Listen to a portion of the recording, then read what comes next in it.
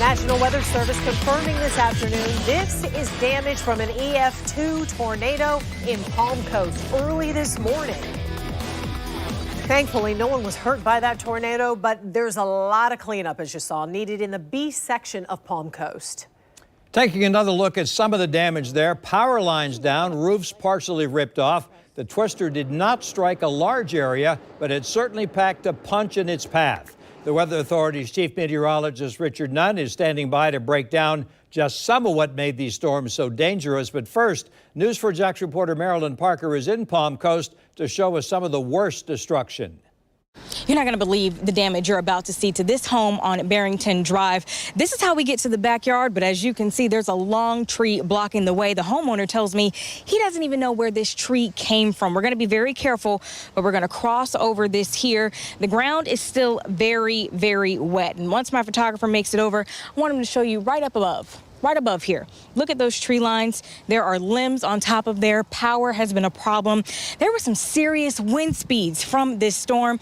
And take a look at the trees. They're all leaning, and that's a major concern for a lot of people in this area, especially with the ground being wet. They're worried about more trees coming down.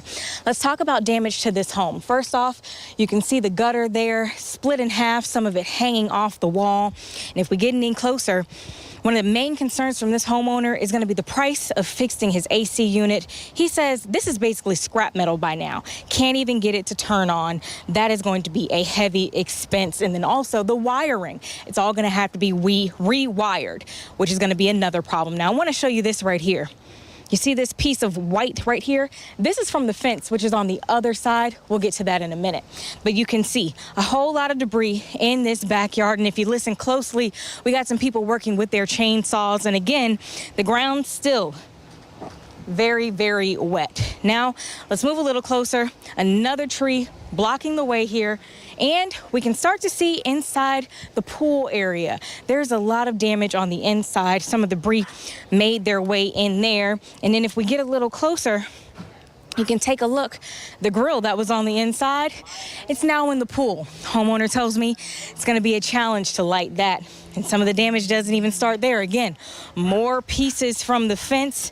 And then you have this trampoline.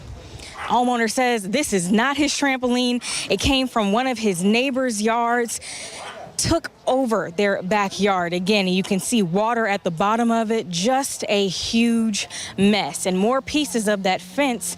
It's all on the ground here. This wrapped around the entire property, but again, or the entire backside of the property, I should say. But again, it's torn up. Take a listen to what the homeowner told me about when all of this started. How long did it last? Less than a minute.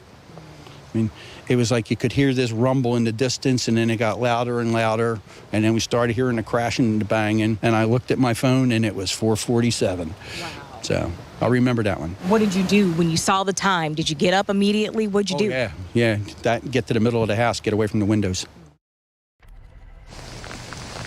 So right now looks a lot different from when we shot that video earlier. It's been pouring for the last 30 minutes or so. I just spoke with Chief Meteorologist Richard Nunn. He let us know that there is a flood advisory in the Palm Coast area until 6:30, and that just today, this area saw 4 inches of rain. It hasn't slowed up yet. I want to show you a little bit more damage. Just take a look at those trees. You can see a lot of the limbs broken off or have broken off. This contributed to a lot of the cleanup. But over on our left, you can see where people have already started assembling those piles. And if you look on top of some houses that we have here, you can start to see the tarp. They've had to cover up a lot of the damage that's happened. And again, picking up that debris and doing whatever they can. This EF-2 tornado really did leave a mess in this neighborhood, but residents tell me that they're just happy to be here physically to be able to clean it up and recover. And coming up tonight on News4JAX at 6, you can hear more from them. And they also let me know that this is not the first time a tornado has come through the B section